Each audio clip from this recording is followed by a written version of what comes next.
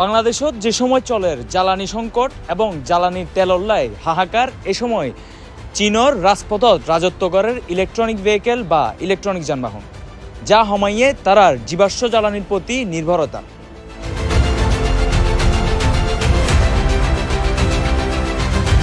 Horn কিংবা ইঞ্জিনের গর্জন নেই হালদুয়ার কুণ্ডলীয়। চীনের ঝকঝক রাজপথত এখন রাজত্ব করার বিদ্যুৎ চালিত যানবাহন, ব্যক্তিগত গাড়ি তুন শুরু করি গণপরিবহন, ব্যাকমিককাই 80-90% দখল করে লইয়ে ইলেকট্রিক ভেহিকেল বা ইলেকট্রনিক বাইক।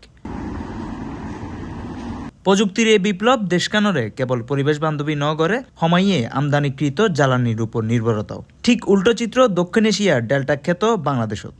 দেশানো পরিবহন ব্যবস্থা আজও প্রায় পুরোপুরি জীবাশ্ম জ্বালানি উদ্দিন নির্ভরশীল। বৈশ্বিক বাজার অস্থিরতা আর অভ্যন্তরীণ ডলার সংকটের কারণে জ্বালানি তেল ও গ্যাসের সরবরাহ এখন তলানিত, যার সরাসরি প্রভাব পড়ছে বাংলাদেশের যাতায়াত ব্যবস্থাতে। চায়না এখানে আপনার কোনো কিছুই তেলের উপর তারা নির্ভর না, তারা সম্পূর্ণ বিদ্যুতের উপর নির্ভরশীল।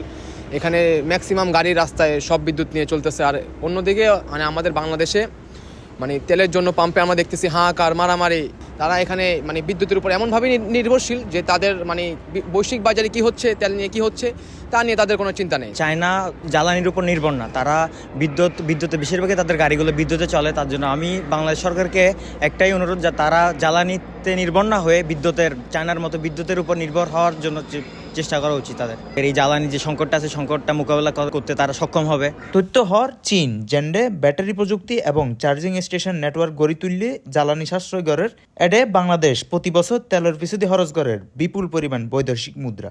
বর্তমান সংকটের কারণে বোধ গণপরিবহন এখন অচলইবার উপক্রম, যার ক্যাশারোদ্দন ফরের সাধারণ যাত্রী অক্কলতুন।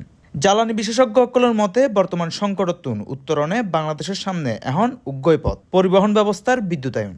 যদিও ইদানিং কিছু ইলেকট্রনিক ভেহিকেল বাংলাদেশত আসছে, তবে তা প্রয়োজনের তুলনায় নগণ্য। পর্যাপ্ত অবকাঠামো আর সরকারি নীতিমালার অভাবে ফিসাইজার এই রূপান্তর। একমিকে চায়না দাহাইদের ভবিষ্যতের পথ, অন্যমিকে বাংলাদেশ লরের জ্বালানি সংকট লয়েন। প্রযুক্তির এই যুগত জ্বালানি নির্ভরতা হমাইয়ে নে স্মার্ট যোগাযোগ ব্যবস্থা গড়ে তোলাই এখন সময়ের বড় challenge. Sahil Mahmud, C+ TV, China.